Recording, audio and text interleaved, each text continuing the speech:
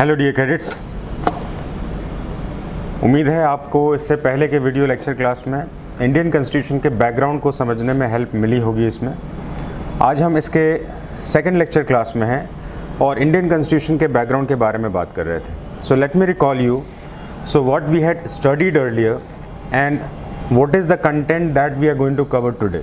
आज के दिन में हम कौन से कंटेंट को आगे लेके जा रहे हैं जो इंडियन कॉन्स्टिट्यूशन के बैकग्राउंड से रिलेटेड है। इसमें तो सबसे पहले मैं चाहूँगा एक बार इसको रिकॉल कर लें। इसमें भारतीय संविधान को समझने के लिए हमने इसके कुछ अलग अलग सब सेक्शंस को बनाया है।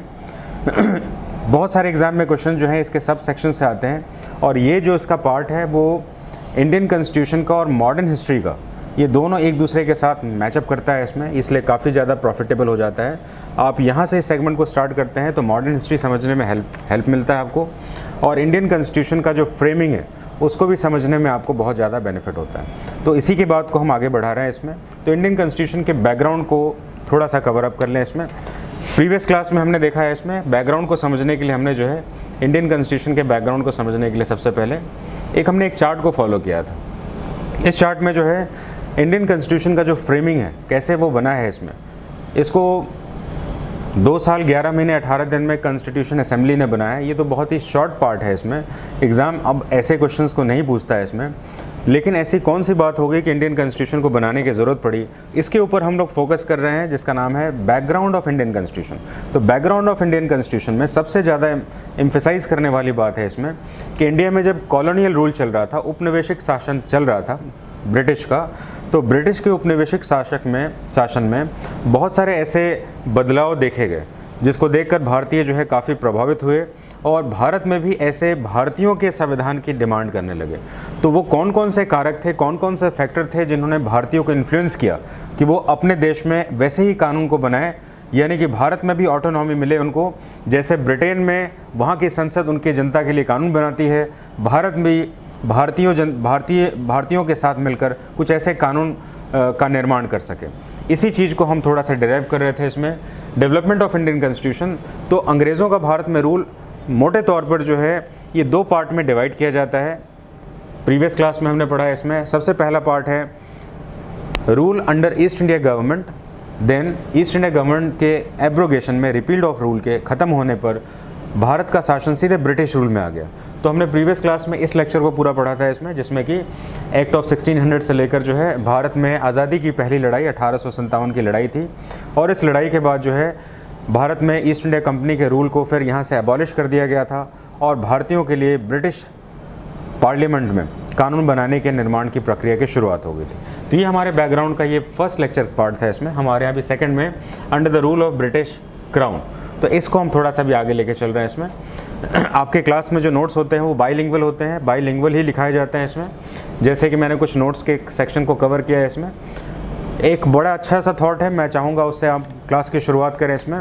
It is not the matter what are you doing, it is not the matter what are you doing, the matter is that in which direction you are moving. It means हम क्या पढ़ाई कर रहे हैं, हम कितना पढ़ाई कर रहे हैं, उससे ज़्यादा ज़रूरी है हम उस पढ़ाई की दिशा कहाँ से निर्धारित कर रहे हैं। तो डियर कैडेट्स, मैं आपको बहुत अच्छी कुछ चीज़ें बताने वाला हूँ इसमें। जैसे कि हम जब नोट्स बना रहे होते हैं तो नोट्स जो हम हैंड रिटन बनाते हैं ना, उसका बहुत ही ज़्यादा यूज़ रहता है, वो हमारे सीधे ब्रेन के साथ एसोसिएट होता है। और जब हम अपने नोट्स को एग्जामिनेशन से पहले जब रिवाइज़ करते हैं इसमें, तो इसका इम्पैक्ट भी काफ़ी ज़्यादा लाउड होता है। और किसी भी बुक को पढ़ने से पहले आप अगर अपने खुद नोट्स को बनाया है आपने, तो बहुत ही ज़्यादा इफेक्टिव होता है इसमें। तो ये नोट्स जो है कैसे बाइलिंगुअल बनाते हैं मैं आपको बता रहा हूँ उसमें। जैसे कि ये पॉलिटी का नोट्स है आपका, इंडियन पॉलिटी एंड कॉन्स्टिट्यूशन जो आपका था इसमें। जैसे आप देख रहे हैं कि ये हिंदी के नोट्स हैं, ये हिंदी में नोट्स बनाए हैं इसमें, और हिंदी के नोट्स भी लड़कों से बनवाते हैं, और उसी क्लास में फिर हम बाद में इंग्लिश के नोट्स भी बनाते हैं। तो आप अगर देखें इसको ध्यान से तो ये इंग्लिश के नोट्स हैं, यानी कि हम बाइलिंगुअल में पूरी तरह से क्लास को लेके चल रहे हैं। और बाइलिंगुअल में फ़ायदा इसमें क्या होता है कैंडिडेट्स को कि कुछ टर्म्स जो होते हैं जो इनके इंग्लिश में, जैसे हम अभी जो पढ़ रहे थे इसको देखिए, ये बाइलिंगुअल में इंग्लिश में ये चल रहा है आपका ये, और फिर उससे पहले जो है ये हिंदी में, ये दोनों ही कॉपी को मैंने एक साथ रखा हुआ इसमें, ताकि जो कैंडिडेट्स बीच में अपने क्लासेस मिस कर दें उनको हम इसको कवर अप करा सकें। So in the class we proceed bilingual segment. The thing is very clear, बहुत सारे कैडेट्स हमारे पास जो है वो इंग्लिश पढ़ के आते हैं, लेकिन ये इंग्लिश में इन्फॉर्मेशन को ग्रैस्प नहीं कर पाते हैं, और क्योंकि आर्म फोर्सेस में एग्जामिनेशन रिटन के बाद इंटरव्यू भी होता है, तो उनको इसी फर्स्ट स्टेज से, रिटन स्टेज से जो है उनको थोड़ा सा मोटिवेट करते हैं कि आप इंग्लिश की तरफ मोटिवेट हों और बाद में अपने सेगमेंट को इंग्लिश में भी कर पाएँ। लेकिन क्लासेस पूरी तरह से बाइलिंगुअल डिज़ाइन होती है। तो अभी हम बात कर रहे थे इंडियन कॉन्स्टिट्यूशन के डेवलपमेंट की, डेवलपमेंट ऑफ इंडियन कॉन्स्टिट्यूशन। अब हमने इस सेगमेंट को नहीं पढ़ना, अब हम आ जाना है under rule of British crown. ये ब्रिटिश क्राउन क्या है, इसमें ईस्ट इंडिया कंपनी के रूल के ख़त्म होने पर, क्यों ख़त्म हो गया, 1857 की क्रांति के बाद अंग्रेज़ों ने देखा कि भारत इतना प्रॉफिटेबल जगह है जहाँ से व्यापार में इतने सारे फ़ायदे हो रहे हैं।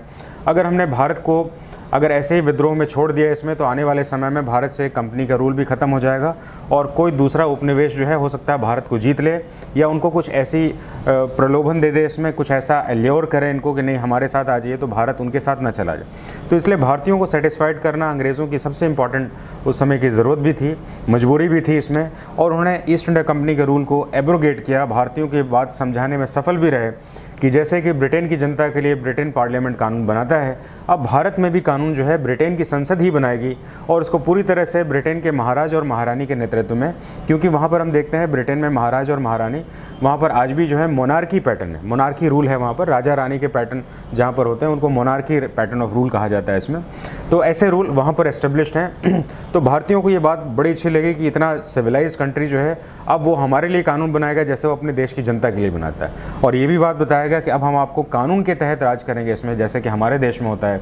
अब आपके ऊपर कोई भी चीज़ ऐसी नहीं थोपी जाएगी जो कि इलीगल है और जिसका कोई भी जो फ़ायदा आपको ना मिले। ये बातों ने काफ़ी इंडियंस को पैसिफाई किया और भारत में ब्रिटिश क्राउन का एस्टेब्लिशमेंट स्टार्ट हुआ। तो ब्रिटिश क्राउन का एस्टेब्लिशमेंट हमने इससे पहले पढ़ा था इसमें कि भारत में 1858 के गवर्नमेंट ऑफ इंडिया एक्ट में ब्रिटिश क्राउन यहाँ पर एस्टेब्लिश्ड हो गया। जो गवर्नर जनरल पोस्ट पहले कहा जाता था भारत के लिए, भारत का गवर्नर जनरल पोस्ट जो है, उस गवर्नर जनरल पोस्ट को थोड़े से चेंज के साथ अब रखा गया इसमें, यानी गवर्नर जनरल की एक काउंसिल बना दी गई, एक परिषद बना दी गई, और उस परिषद में 2 पोस्ट रखे गए इसमें, वायसराय का पोस्ट और सेक्रेटरी ऑफ स्टेट का पोस्ट। यानी कि गवर्नर जनरल का काउंसिल, गवर्नर जनरल का पोस्ट जो है अब यहाँ डाइल्यूट कर दिया गया। उसका परिषद जो था वहाँ पर गवर्नर जनरल की जगह पर वायसराय पोस्ट को ऐड किया गया इसमें, और उसके असिस्टेंट पोस्ट को सेक्रेटरी ऑफ स्टेट को रखा गया। सेक्रेटरी ऑफ स्टेट सीधे ब्रिटिश पार्लियामेंट को रिप्रेजेंट करता था, यानी इंडिया में जो रूल था एक तरह से जो है ब्रिटिश पार्लियामेंट के पूरी ऑब्जर्वेशन में आ गया इसमें। गवर्नर जनरल के जो काउंसिल थी उसका नाम बदलकर उसको वायसराय के नाम से जाना गया। ये बहुत बड़ा अंतर नहीं हुआ, लेकिन फिर भी जो है सीधे सेक्रेटरी ऑफ स्टेट का नाम जुड़ने से अब भारत में पैटर्न ऑफ रूल थोड़ा सा चेंज हो गया। इन्हीं चीज़ों को हम थोड़ा सा पढ़ने वाले हैं इसमें। तो आइए स्टार्ट करते हैं। तो सबसे पहले हम बात करेंगे इसमें इंडियन काउंसिल एक्ट। भारत में जो है इंडियन काउंसिल एक्ट 1861, बड़े ही इंपॉर्टेंट पार्ट्स हैं इसमें। सबसे पहले समझ लेते हैं कौन कौन से एक्ट इसमें आ रहे हैं। इंडियन काउंसिल एक्ट देखें कितने आ रहे हैं, 3 इंडियन काउंसिल एक्ट हैं। उसके बाद गवर्नमेंट ऑफ इंडिया एक्ट है, नेहरू रिपोर्ट है, गवर्नमेंट ऑफ इंडिया एक्ट 1935 है, अगस्त ऑफर है, क्रिप्स मिशन है, वेवेल प्लान है, कैबिनेट मिशन है, और इंडियन इंडिपेंडेंस एक्ट है। इतने सारे चीज़ों से हमारा ये सेक्शन बना हुआ। मैं आपको बताऊं, रिसेंट एग्जाम में 3 क्वेश्चन सिर्फ इसी सेगमेंट से आए हुए हैं। मैं बता दूं आपको कौन सा आपका था ये, एक नेहरू रिपोर्ट से था आपका ये, एक अगस्त ऑफर से था आपका इसमें, और एक आपका इंडियन इंडिपेंडेंस एक्ट से था। यानी कि 3 क्वेश्चन सिर्फ इसी सेगमेंट से आ सकते हैं। कभी कभी एग्जाम में एक ही लेक्चर क्लास से बहुत सारे क्वेश्चंस भी आ जाते हैं। तो अभी हम इनको आगे लेके चल रहे हैं इसमें, यानी कि हमने इसका एक बेसिक स्ट्रक्चर देख लिया है। अब हम आ रहे हैं इसमें, देखिए इसको हमने नोट्स के साथ रखा हुआ, लेकिन आपको क्लियर दिखे इसके कारण मैंने जो है इसको थोड़ा सा अच्छे से PDF फाइल बना के रखा हुआ।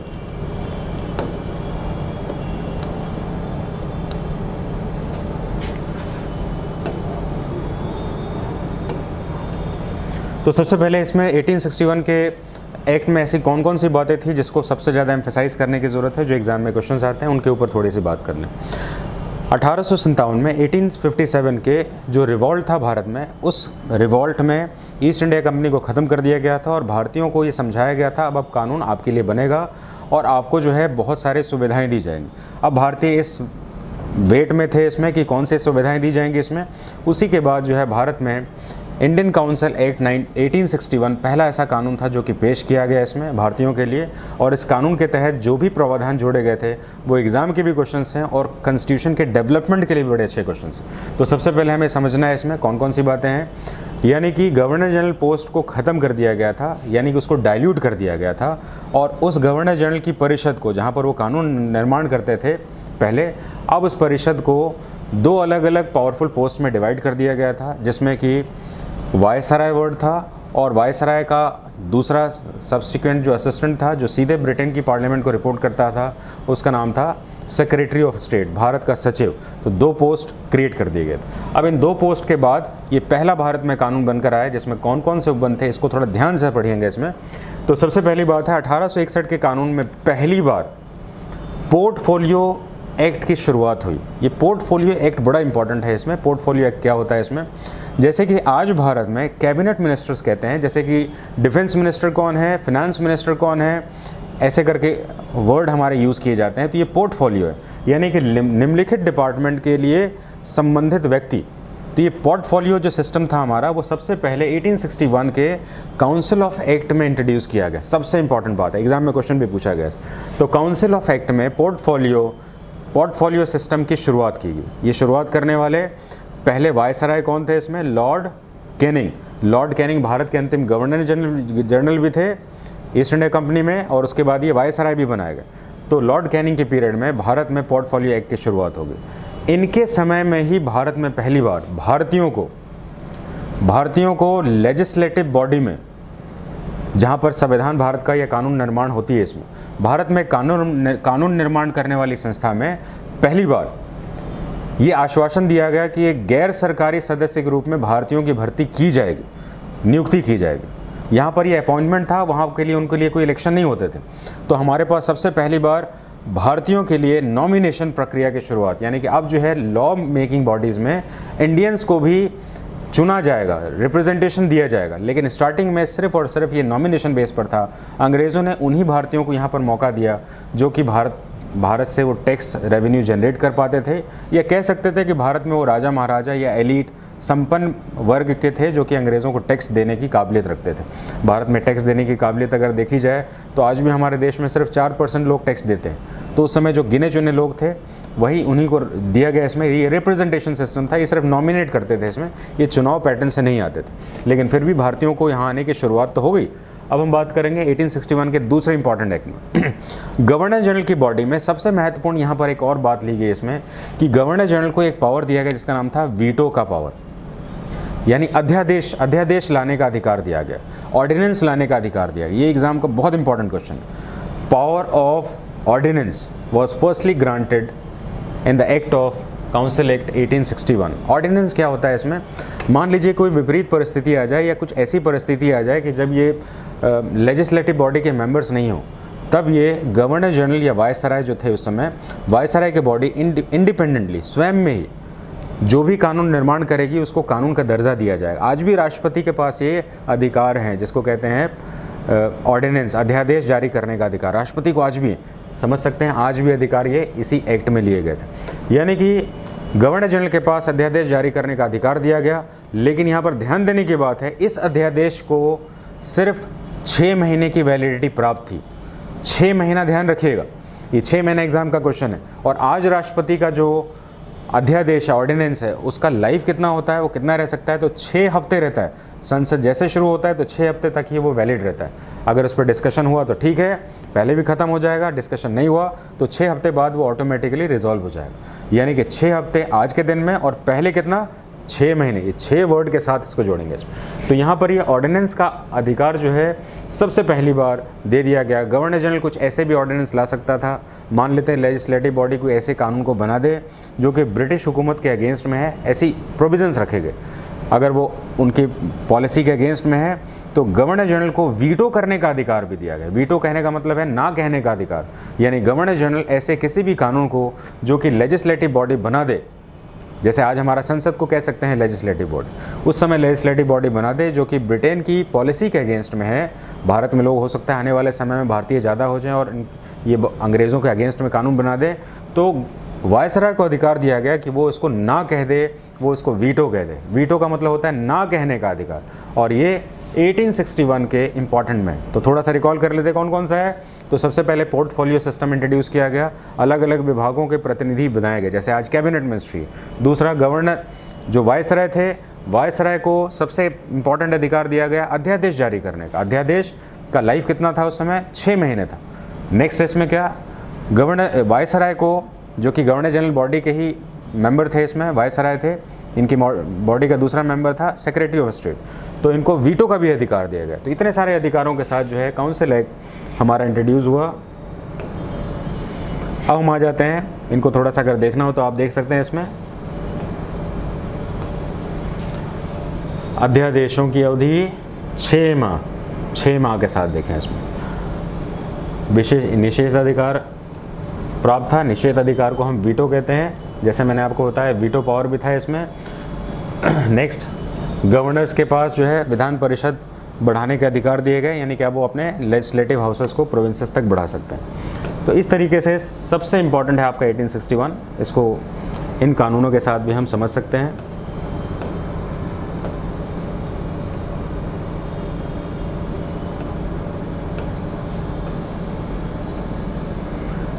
अब आ जाते हैं इसमें भारत परिषद अधिनियम 1892 का भारत परिषद अधिनियम थोड़ा सा अच्छे से देख लेंगे इस बार।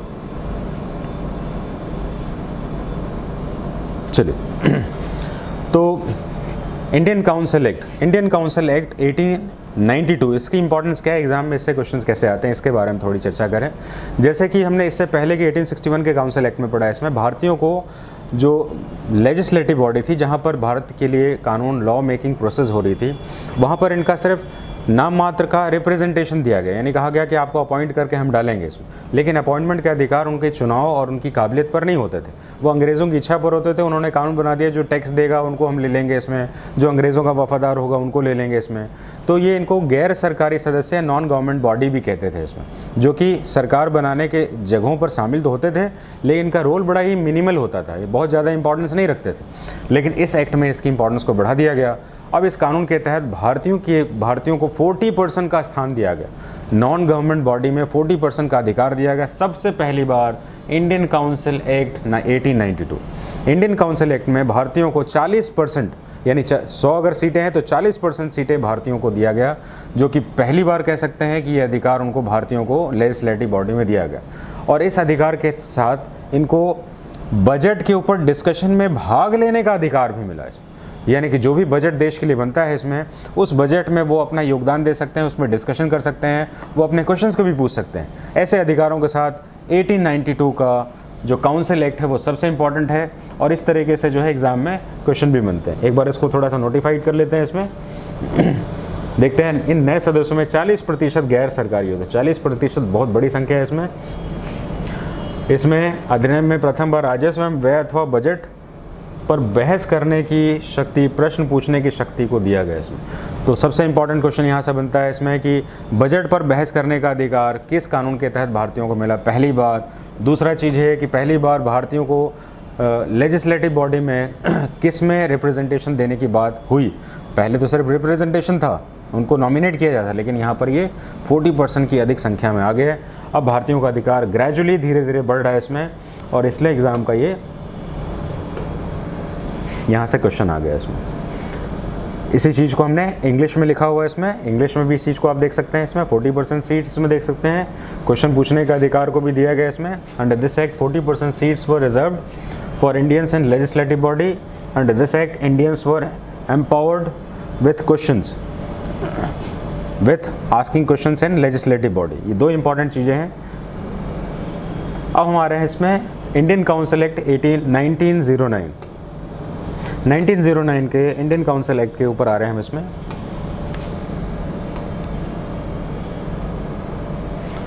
इसमें कुछ इंपॉर्टेंट बातें कर लें। इस कानून को सबसे पहली बार, सबसे ज़्यादा जो एग्ज़ाम में क्वेश्चन पूछा जाता है कि बांटो और राज करो, डिवाइड एंड रूल की पॉलिसी किस कानून के तहत भारत में पहली बार लागू की गई।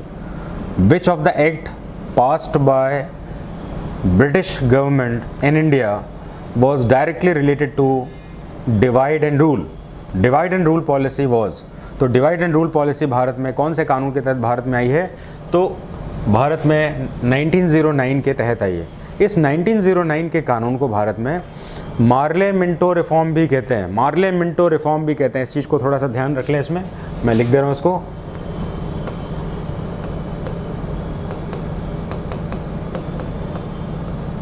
इसको मार्ले मिंटो रिफॉर्म भी कहते हैं। मार्ले मिंटो का मतलब क्या है, मिंटो हो गए वायसराय और मार्ले हो गए इसमें सेक्रेटरी ऑफ स्टेट, यानी कि भारत के सचिव। ये दो नामों से मिलकर ये सुधार बना हुआ है। इसमें इन दोनों ने मिलकर भारत में जो सुधार प्रस्तुत किया उसमें मार्ले मिंटो या इंडियन काउंसिल एक्ट 1909 डालते हैं। इसको हम डिवाइड एंड रूल भी कहते हैं। डिवाइड एंड रूल क्यों कहते हैं इसमें, अब भारत में जो है राष्ट्रवाद तेज़ी से उठ रहा है। राष्ट्रवाद यानी कि नेशनलिस्ट जो लोग हैं इसमें, या नेशनलिज्म भारत में उभर रहा है, धीरे धीरे बढ़ रहा है इसमें।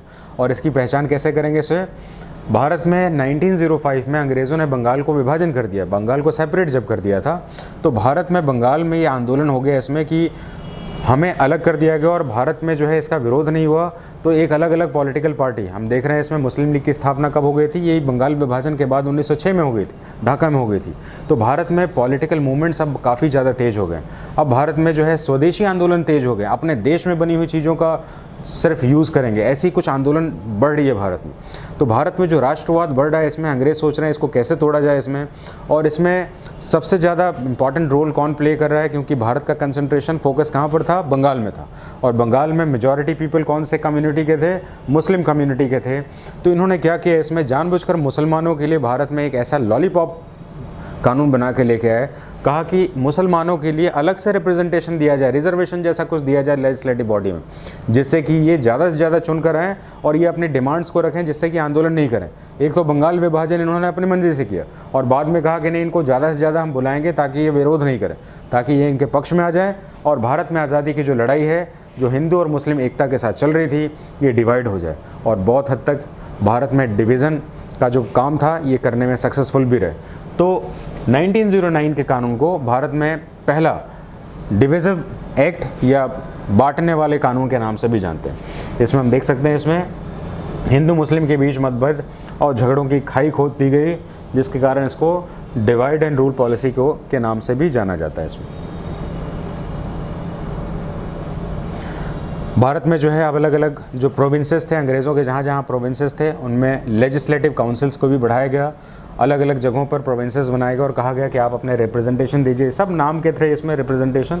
इनके सारे अधिकार तो गवर्नर जनरल के अधीन ही आते थे। इसमें कोई भी ऐसा कानून नहीं बना सकता था जो कि अंग्रेज़ों की नीति के विरुद्ध में था। तो ऐसे ही कानून के साथ जो है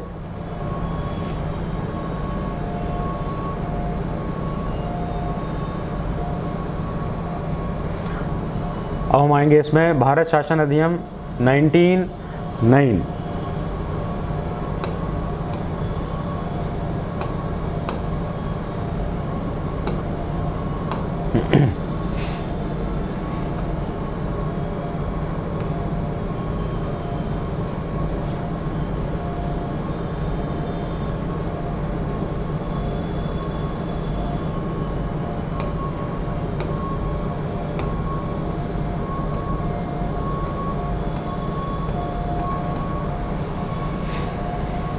उन्नीस सौ 19 का भारत का government of India act Bharat शासन अधिनियम, एग्जामिनेशन पॉइंट ऑफ व्यू से अगर पूछा जाए कि ये कौन सा जैसा चीज़ पढ़ें कि जो सबसे ज़्यादा फोकस करना चाहिए हमें, तो यहाँ पर सबसे इम्पॉर्टेंट फोकस करने का पॉइंट अगर मैं बताऊँ आपको, तो भारत में पहली बार प्रांतीय स्तर पर जो प्रोविंसेस थे वहाँ स्तर पर दोहरे शासन की शुरुआत हुई। इस चीज़ को थोड़ा सा समझेंगे। इसमें भारत में दोहरे शासन की शुरुआत वाला कानून कौन सा था, भारत में दोहरे शासन वाले कानून की शुरुआत किस कानून के तहत की गई, तो गवर्नमेंट ऑफ इंडिया एक्ट 1919। इस कानून को कौन से नाम से जानते थे, मॉन्टेग-चेम्सफोर्ड।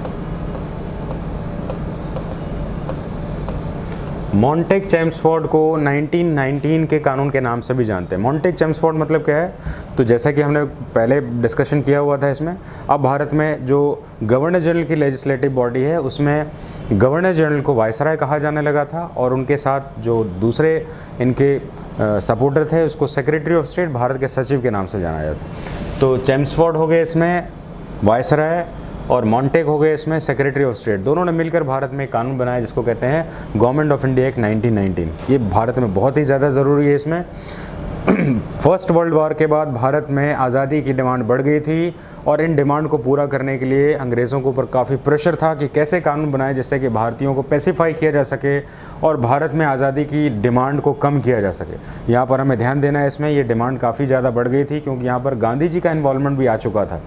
हमें ध्यान रखना चाहिए फर्स्ट वर्ल्ड वॉर में ही गांधी जी के इन्वॉल्वमेंट के कारण बहुत सारे भारतीयों ने, जवानों ने जो है वर्ल्ड वॉर में हिस्सा भी लिया था, जिसके कारण गांधी जी को रिक्रूटिंग सार्जेंट भी कहा गया इसमें। तो अब गांधी जी की तरफ से भी मांग थी और देश की भी मांग थी कि हमें आज़ादी कर दी जाए इसमें, लेकिन ये आज़ादी की जगह पर 1919 का एक कानून बना के दिया गया और इस कानून में कौन कौन से प्रोविजन थे इनके ऊपर हम बातें करें, कौन कौन से चीज़ें रखी गई इसमें। तो सबसे पहला इसमें रीज़न ये था कि भारत में पहली बार दोहरे शासन व्यवस्था की बात कहेगी।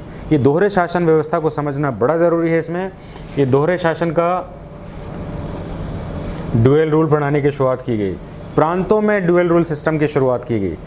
थोड़ा सा इसको कंपेयर करेंगे, बहुत ध्यान से सुनिएगा, इसमें थोड़ा सा डिफरेंस है इसमें। आज हमारे देश में सेंटर में पार्लियामेंट है और स्टेट में विधानसभा भी है, संसद है केंद्र में और राज्य में विधानसभा। तो संसद के पास कानून बनाने का अधिकार जो है, संसद देश के लिए भी कानून बना सकती है और राज्यों के लिए भी बना सकती है। यानी दो पावर किसके पास है? सेंट्रल के पास। आप कहेंगे संसद तो देश के लिए बनाएगी, राज्य के लिए कैसे बनाएगी? जैसे एग्जाम्पल लीजिए, जीएसटी किसने बनाया? राज्य ने बनाया, केंद्र ने बनाया। तो केंद्र ने राज्यों के लिए भी तो जीएसटी कानून बनवा दिया ना। तो कहने का मतलब केंद्र के पास ड्यूअल रूल है, राज्यों के लिए भी कानून बना सकती है, केंद्र के लिए भी बना सकती है। लेकिन ये अभी केंद्र के पास ड्यूअल रूल है और इस कानून में राज्यों के पास, प्रांतों के पास दोहरे शासन का कानून था। राज्यों के पास ये अधिकार था कि वो दो तरह के सब्जेक्ट्स के ऊपर कानून बनाएं। एक थे इनमें रिजर्व्ड इश्यूज, रिजर्व्ड जो हस्तांतरित नहीं किए जा सकते हैं, ऐसे क्लाउजेज, ऐसे उपबंध जिस पर कानून सिर्फ प्रांत ही बना सकेंगे। और दूसरा था ट्रांसफरेबल, जिसको हस्तांतरित कर सकते हैं। तो दो अलग अलग विषयों को जोड़ा गया जिसमें कि राज्यों के पास अपनी विशेष अधिकार था कि इस पर वो कानून बनाएंगे और इस पर वो हस्तांतरित कर सकते हैं। यानी वो ऑप्शंस हैं उनके पास, कानून बना भी सकते हैं और उसको ट्रांसफ़र कर भी सकते हैं। तो ऐसे चीज़ों को लेकर इसको ज़्यादा एक्सप्लेन नहीं करेंगे क्योंकि मॉडर्न हिस्ट्री का पार्ट है आपका। तो हम यहाँ पर बात कर रहे हैं इसमें कि पहली बार प्रांतों के पास ड्यूअल रूल का पैटर्न स्टार्ट हो गया। ये ड्यूअल रूल का पैटर्न क्या होता है कि प्रांतों के पास दो सब्जेक्ट्स थे, एक थे रिजर्व्ड कि इस पर वही कानून बना सकते हैं, दूसरा केंद्र कानून नहीं बना सकता उस पर। दूसरा, अगर वो चाहें तो ट्रांसफ़र करेंगे, इसको ट्रांसफ़र करके केंद्र को भेज देंगे कि वो उस पर कानून बनाए। ये पहली बार भारत में ड्यूअल कानून की शुरुआत हो गई। इस चीज़ को थोड़ा सा ध्यान से देख लेंगे इसमें।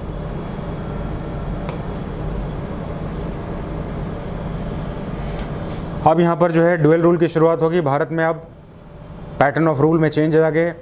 अब पैटर्न ऑफ रूल के साथ भारत में केंद्र प्रांतीय स्तर पर दोहरे शासन की भी शुरुआत हो गई।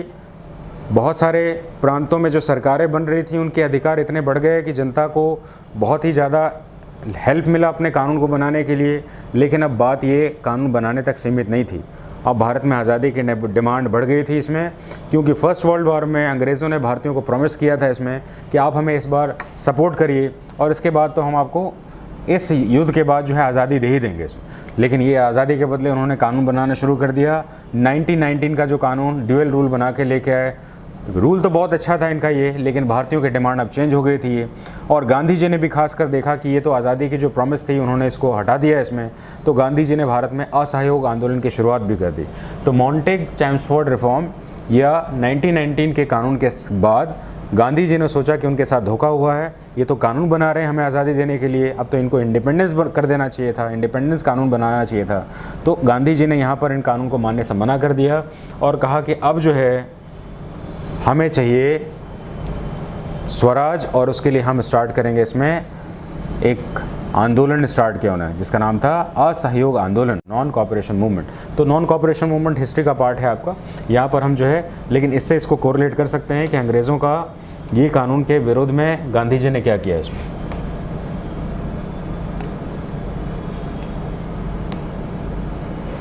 तो हम आ जाते हैं अभी नेक्स्ट कानून में। इसमें जैसे इंग्लिश में देख सकते हैं इसमें कि दो इंपॉर्टेंट पॉइंट है हमारे पास। सबसे पहला मॉन्टेग-चेम्सफोर्ड एक्ट के नाम से जानते हैं 19 को, और इसमें dual rule system was introduced in state legislature, यानी प्रांतों में दोहरे शासन जैसे चीज़ों को स्टार्ट की गई। इसको मैंने जानबूझ के नोट्स वाला लिखा है ताकि आप जो है इन चीज़ों को बाइलिंगुअल कैसे हैं हम इसको आप समझ पाएँ थोड़ा सा।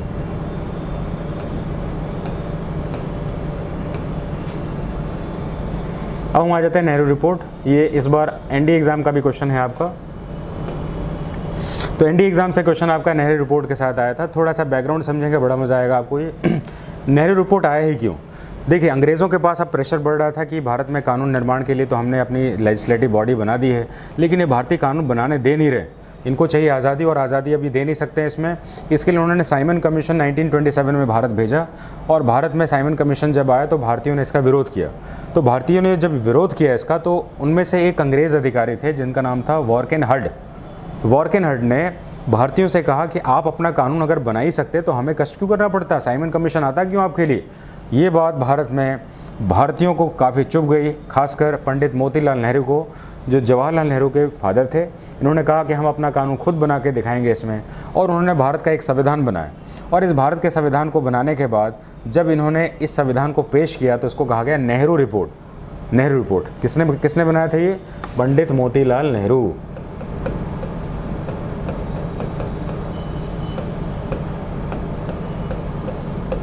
तो पंडित मोतीलाल नेहरू ने नेहरू रिपोर्ट को पेश किया, और इस नेहरू रिपोर्ट में खासकर इस बातों को एम्फसाइज़ किया कि भारत का कानून कैसे बनेगा।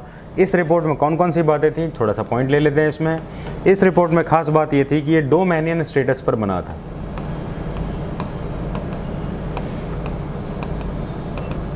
डोमेनियन स्टेटस को हिंदी में कहते हैं द्विराष्ट्र।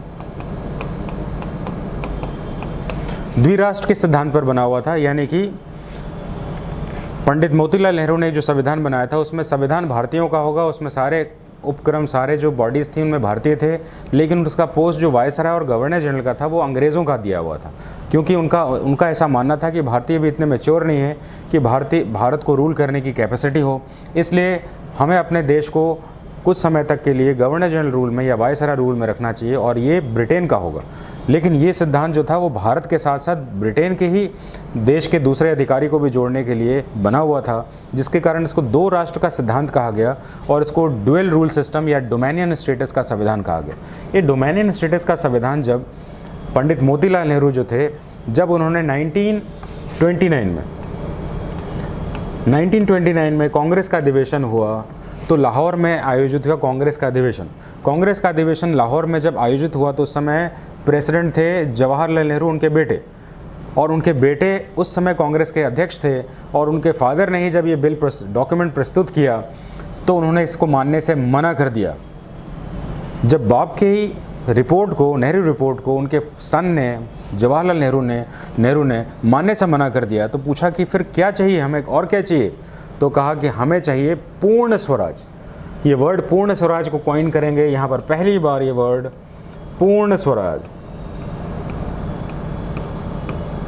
ये पूर्ण स्वराज वर्ड कहाँ पर आया है? ये पूर्ण स्वराज शब्द जो है पहली बार 1929 के लाहौर अधिवेशन में जवाहरलाल नेहरू के द्वारा यूज़ किया गया। दिसंबर में हुआ था ये लाहौर अधिवेशन 1929 में, और हमें याद रखना चाहिए कि जवाहरलाल नेहरू ने पहली बार 26 जनवरी 1930 के दिन रावी नदी के किनारे पहली बार भारतीय तिरंगे को फहराया, भारतीय झंडे को फहराया था, और पूर्ण स्वराज की घोषणा देश के लिए की थी। देखिए, कांग्रेस में पूर्ण स्वराज अलग बात होगी, देश के लिए पहली बार पूर्ण स्वराज की घोषणा जवाहरलाल नेहरू ने की थी। कहाँ पर की थी और कब किया था? 26 जनवरी 1930 के दिन किया था, जिसके कारण भारतीय संविधान बनने के बावजूद भी हमें 2 महीने इंतज़ार करना पड़ा इसमें। नवंबर में भारतीय संविधान बन गया था, नवंबर में बनने के बाद भी हमने 26 जनवरी तक का वेट किया, 2 महीने तक वेट किया इसमें, क्योंकि पहली बार पूर्ण स्वराज पंडित जवाहरलाल नेहरू ने इसी दिन किया था 26 जनवरी 1930 में। इसी के कारण जो है ये पूर्ण स्वराज वर्ड भी एग्ज़ाम का इम्पॉर्टेंट है। तो इस तरीके से हम देख रहे हैं इसमें कि दोबारा देख लीजिए इसमें कौन कौन सी चीज़ें हैं। इसमें डोमेनियन स्टेटस की बात की जा रही है, इसमें डोमेनियन स्टेटस द्विराष्ट्र के सिद्धांत की, कांग्रेस के लाहौर अधिवेशन की बात की जा रही है, और इसे पंडित मोतीलाल नेहरू ने पेश किया। तो इतनी सारी चीज़ों के साथ ये जुड़ा है आपका। अब हम आ जाते हैं इसको, इसी चीज़ को देखिए नेहरू रिपोर्ट में क्लास के नोट्स में इंग्लिश में लिखा हुआ है, इसमें हिंदी वाले नोट्स भी हैं, इंग्लिश वाले नोट्स हैं हमारे। Pandit Motilal Nehru drafted Nehru report for India, constitution was based on dominion status. Dominion status हमने समझ लिया इसमें, डोमेनियन स्टेटस का मतलब क्या होता है इसमें, और इस चीज़ को जो है पूर्ण स्वराज इसके साथ जो है यूज़ किया गया। यानी कि 3 एग्ज़ाम के इंपॉर्टेंट क्वेश्चंस यहाँ से बनते हैं। अब हम आ जाते हैं 1935 के government of India act, Bharat शासन अधिनियम। बहुत एग्जाम का इंपॉर्टेंट क्वेश्चन अभी यहाँ से आने वाला है। भारत शासन अधिनियम 1935 सबसे इंपॉर्टेंट इसमें अगर पूछा जाए तो क्या है इसमें, तो सबसे इंपॉर्टेंट यहाँ पर देखा जाए तो कुछ बेसिक सेक्शंस आ रहे हैं, तो बहुत ध्यान से सुनिएगा इसको।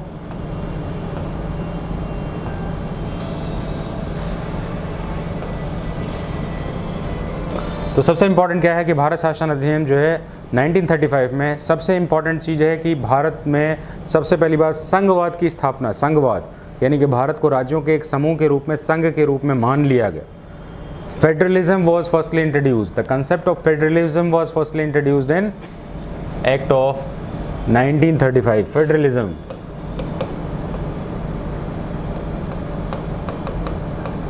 फेडरलिज्म को पहली बार यूज किया गया इसमें। दूसरी बार भारत के इसी कानून में, भारत में पहली बार अब वायसराय जो थे, वायसराय के ऑफिस को जो है दोबारा इनको गवर्नर जनरल के नाम से जाना जाने लगा, गवर्नर जनरल के नाम से जाना जाने लगा इसी कानून के तहत। इसलिए हमने आज़ादी के समय, भारत की आज़ादी के समय गवर्नर जनरल कौन था ये वर्ड कहते हैं हम इसमें, वायसराय वर्ड यहाँ पर नहीं कहते हैं। तो जाहिर सा बात है ये गवर्नर जनरल क्यों आ गया जबकि वायसराय पहले था, क्योंकि अब यहाँ पर वायसराय की जगह पर इनको गवर्नर जनरल कहा जाने लगा। किस एक्ट में? 1935 के एक्ट में।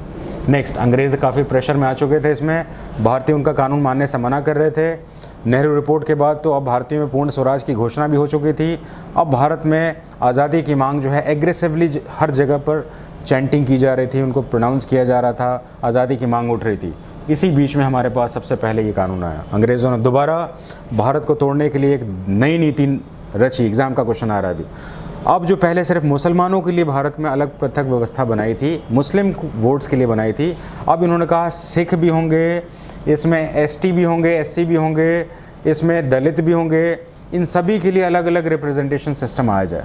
मुसलमानों को भी कहा, एसटी को भी कहा, एससी को भी कहा कि ये डाउन ट्रोडन है, और सिखों को भी कहा, सिख भी इंक्लूसिव इसमें, तो इनके लिए अलग से व्यवस्था बनाई जाए और उनको लेजिस्लेटिव बॉडी में एक सीट दी जाए, अलग अलग रिप्रेजेंटेशन दिया जाए, जिससे कि ये अपने क्षेत्र का विकास करें, ये अपने समाज का विकास करें।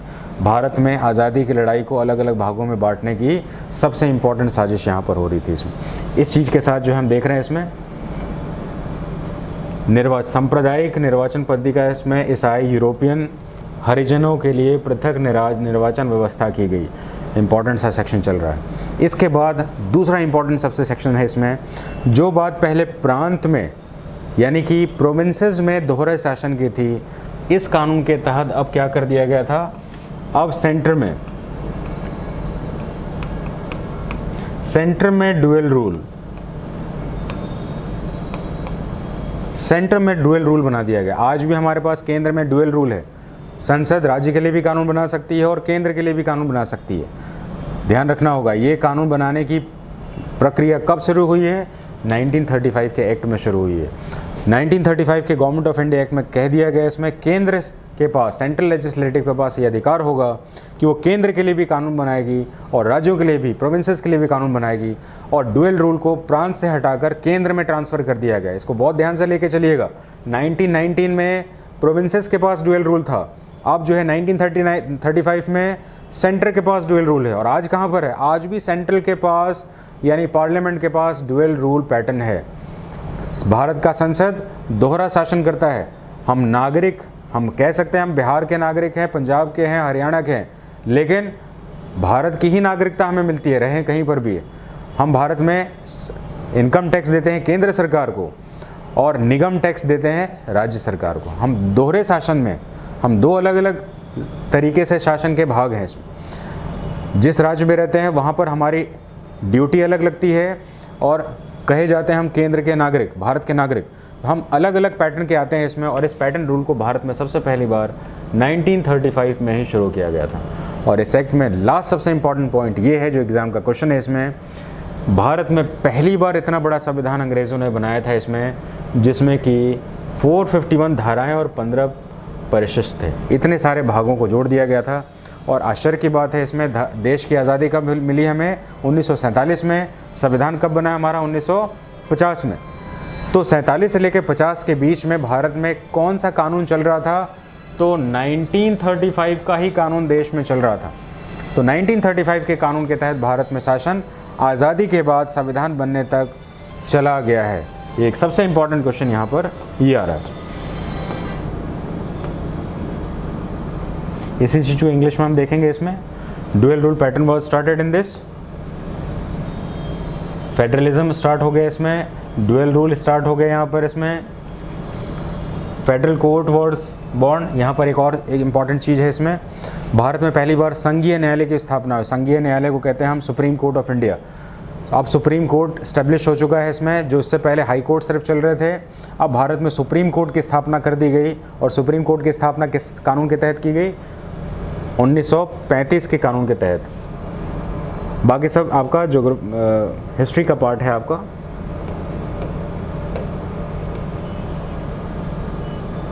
अगस्त ऑफर, इससे अभी रिसेंट एनडी एग्जाम में क्वेश्चन आया हुआ था आपका। अगस्त ऑफर में ऐसी कौन सी बात है कि जिसको हमें फोकस करना चाहिए? बहुत सारी किताबों में सारी चीज़ें नहीं मिलती हैं, फिर भी हम इसको, मैंने पहले ही बताया आपको कि आपका कॉन्स्टिट्यूशन का ये भाग जो है मॉडर्न हिस्ट्री से भी जुड़ता है। अगस्त ऑफर के समय कौन सी ऐसी बात चल रही है?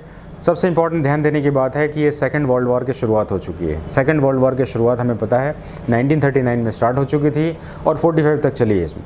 तो लंबे समय तक, लगभग 6 साल तक का सेकंड वर्ल्ड वॉर चला है इसमें।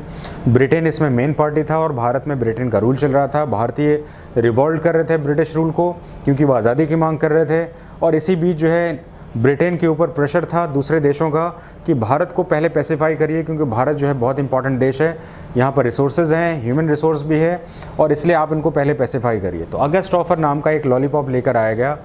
इस समय भारत के गवर्नर जनरल जो थे, क्योंकि मैंने कहा कि आप वायसराय को गवर्नर जनरल कहा जाने लगा, तो गवर्नर जनरल थे, उनका नाम था लॉर्ड लिनलिथगो। एग्जाम का क्वेश्चन चल रहा है, लॉर्ड लिनलिथगो। दूसरा क्वेश्चन एग्जाम का भी आ रहा है आपका।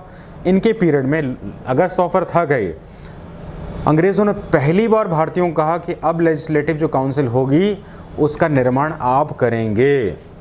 सबसे इंपॉर्टेंट बात यहाँ पर आ रही है कि लेजिस्लेटिव बॉडी बनाने की बात मान ली गई है कि जो सिर्फ भारतीय ही बनाएंगे। यहाँ पर ये बात को अंग्रेज़ों ने एक लॉलीपॉप के रूप में प्रोड्यूस किया इसमें, लेकिन अब ये बात यहाँ तक रुकने वाली नहीं थी। ये ऑफ़र को भारतीयों ने लेने से मना कर दिया। उनको पता था कि अब हम और प्रेशर कर सकते हैं, आज़ादी तक प्रेशर कर सकते हैं इसमें, क्योंकि सेकेंड वर्ल्ड वॉर में अंग्रेज़ अभी इंगेज्ड हैं। तो यहाँ पर दो बातों को ध्यान रखना है। इस समय लॉर्ड थे, लॉर्ड लिनलिथगो थे, और दूसरा जो है पहली बार भारतीयों के लिए, पहली बार भारतीय संविधान निर्माण प्रक्रिया में शामिल हुआ। यानी कि पहली बार भारतीयों को अब संविधान के निर्माण में, अपना संविधान बनाने के निर्माण में, लेजिस्लेटिव बॉडी में तो अंग्रेज़ों का कानून है, अंग्रेज़ वहाँ पर डोमिनेंट है, और वहाँ पर जो है उनका वायसराय जो है वो कोई भी अध्यादेश लाकर इन कानून को निरस्त कर सकता है। लेकिन अब भारतीय अपना संविधान बनाएंगे और भारतीय अपने देश का कानून बनाएंगे, ये पहली बार मान लिया गया। ये एक इम्पॉर्टेंट सा एक्ट था। हम आते हैं इसके साथ नेक्स्ट में, अगस्त ऑफर। इसी चीज़ को इंग्लिश में भी लिख दिया गया इसमें। अब आते हैं क्रिस्प मिशन। दूसरा क्वेश्चन हमारे यहाँ से भी आता है क्रिस्प मिशन से।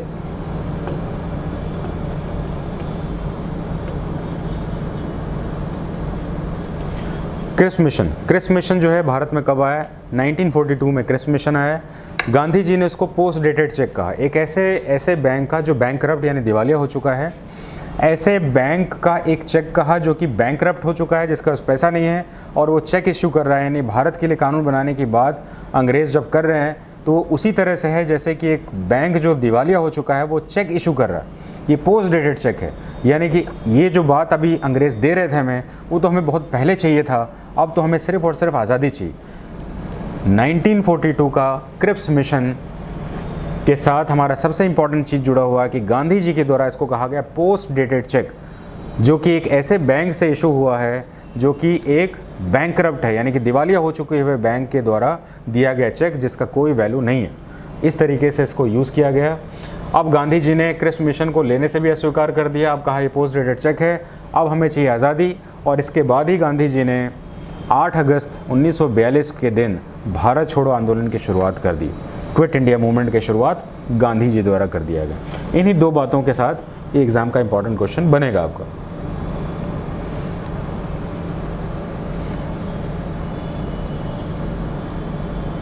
इंग्लिश में इसको देख लेते थोड़ा सा। इसमें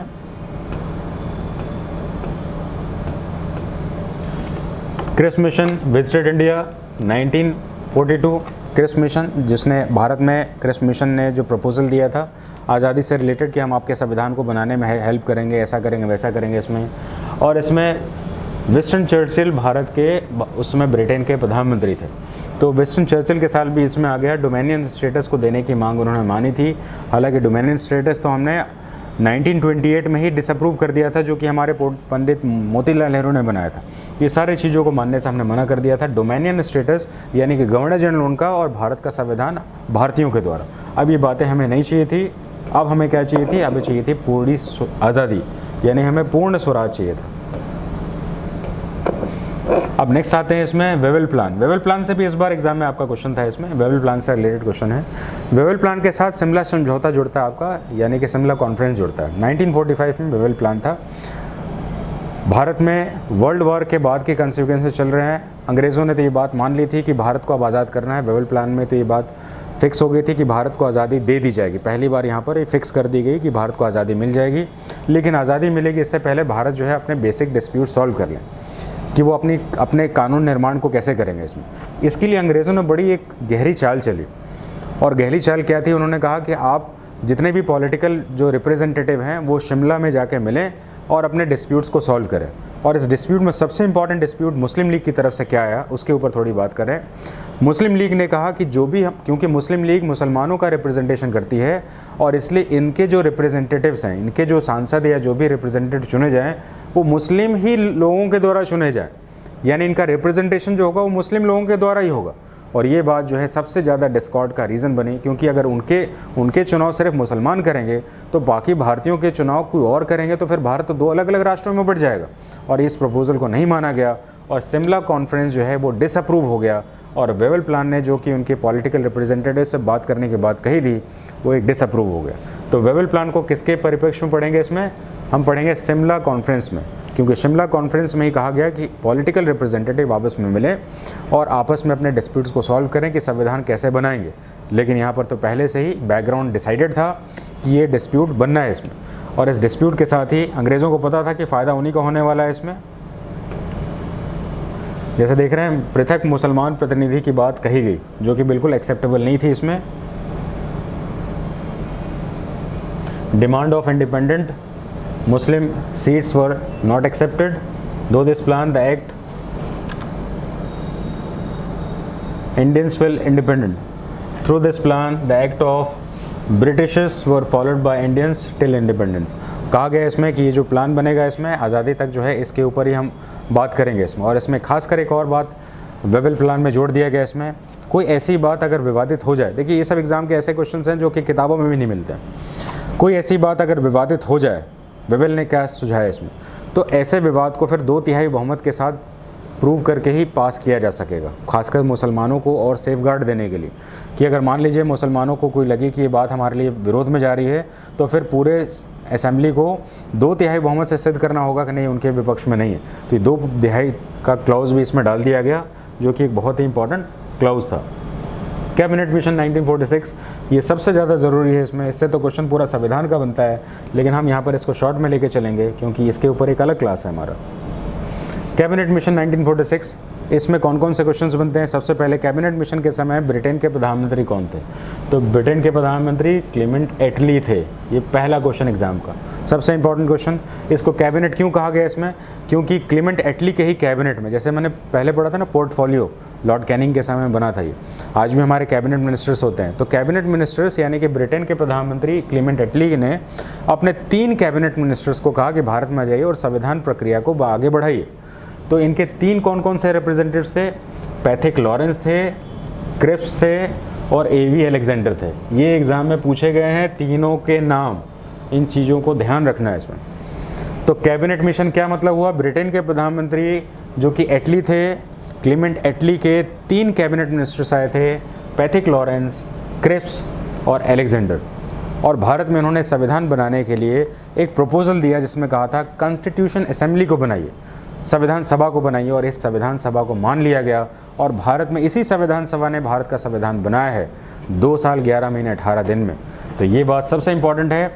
इसका उद्देश्य भारत में संविधान सभा का गठन था जिसमें कितने सदस्य थे, 389 सदस्यों के लिए बात रखी गई थी। ये सबसे इम्पोर्टेंट है यहाँ पर, इसको थोड़ा और बाद में डिस्क्राइब करेंगे भी।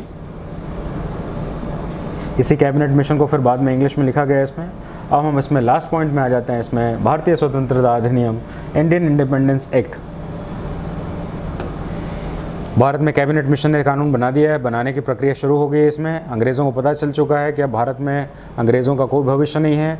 अब भारत में उन्होंने आज़ादी की मांग को मान लिया और भारत में 1947 इंडियन इंडिपेंडेंस एक्ट को स्वीकार कर लिया। और इसी के साथ कुछ क्वेश्चंस आ जाते हैं। भारत में अंग्रेज़ों का लास्ट गवर्नर जनरल कौन थे इसमें, तो भारत का विभाजन जो है इन्हीं के समय में हुआ था, लास्ट गवर्नर जनरल के समय।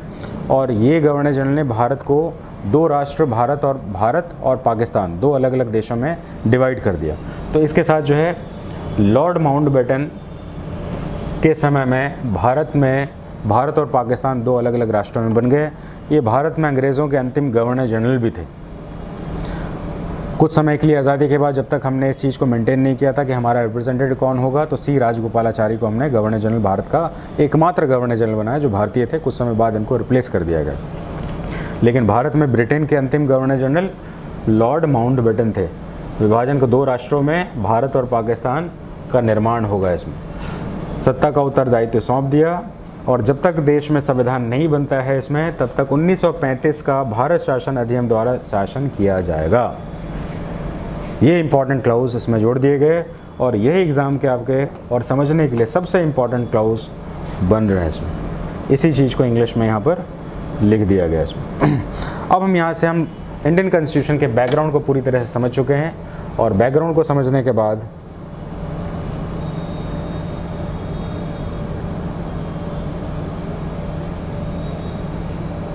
थोड़ा सा एक रिकॉल कर लें इसमें कि भारत के संविधान को हमने कैसे समझा हुआ है।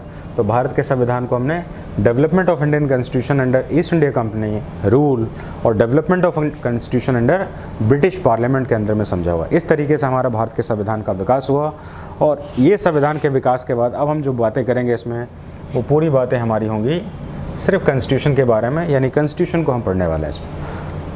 मुझे उम्मीद है कि आपके बेसिक कंसेप्ट क्लियर हो गए होंगे इसमें और कुछ डाउट्स होंगे जिसको हम बाद में क्लास में सॉल्व करेंगे इसमें।